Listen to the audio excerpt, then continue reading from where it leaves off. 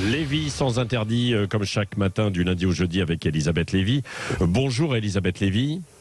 Bonjour Patrick, bonjour Laurie, bonjour à tous. Et vous voulez revenir sur les propositions des Républicains sur l'immigration. Est-ce qu'elles sont crédibles? On l'a déjà évoqué hier matin un peu, hein.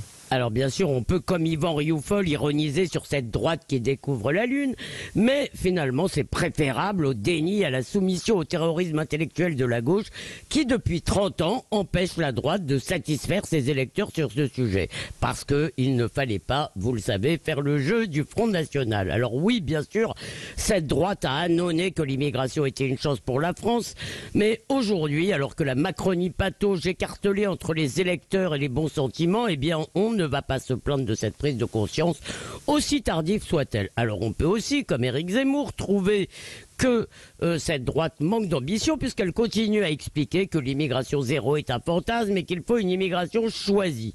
Avec les millions d'immigrés clandestins déjà présents sur notre territoire et les descendants d'immigrés qui ne s'intègrent pas et s'assimilent encore moins, conséquence de 40 années d'errement, relancer la machine à fabriquer des Français est déjà un défi considérable.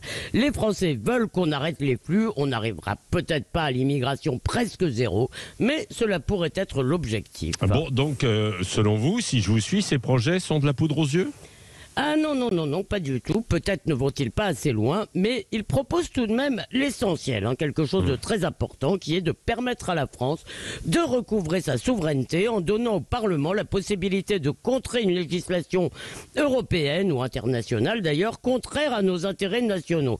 Traduction, que cela plaise ou pas à M. Scholz, nous avons le droit de décider qui nous accueillons. En revanche, l'inscription de l'assimilation de la Constitution, c'est un peu une proclamation d'intention pour se faire plaisir. Cependant, il y a dans ces deux textes de loi que vont présenter les Républicains plusieurs mesures de bon sens. Le rétablissement du délit de séjour irrégulier, une loi que l'on peut transgresser sans conséquence, on ne voit pas très bien à quoi elle sert.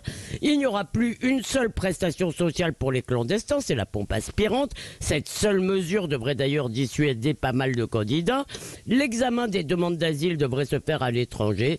Quant au rétablissement de la double peine et à l'expulsion des clandestins avec des mesures de rétorsion fortes, eh bien, on va quand même attendre de voir Patrick. En supposant qu'on parvienne effectivement à stopper ou à réduire drastiquement les arrivées, bien sûr, il n'est pas sûr que cela suffira à enrayer le changement de notre pays, le changement démographique et le glissement de notre pays vers le multiculturalisme. Mais alors qu'on nous serigne depuis des décennies qu'en matière migratoire, la France ne peut rien seule, qu'elle ne peut rien du tout d'ailleurs, et qu'ils viendront de toute façon, les dirigeants de LR, qui jouent d'ailleurs leur survie sur ce dossier sans doute, disent oui, c'est possible, nous pouvons contrôler les frontières. Et ça, Patrick, c'est une révolution copernicienne. Merci Elisabeth.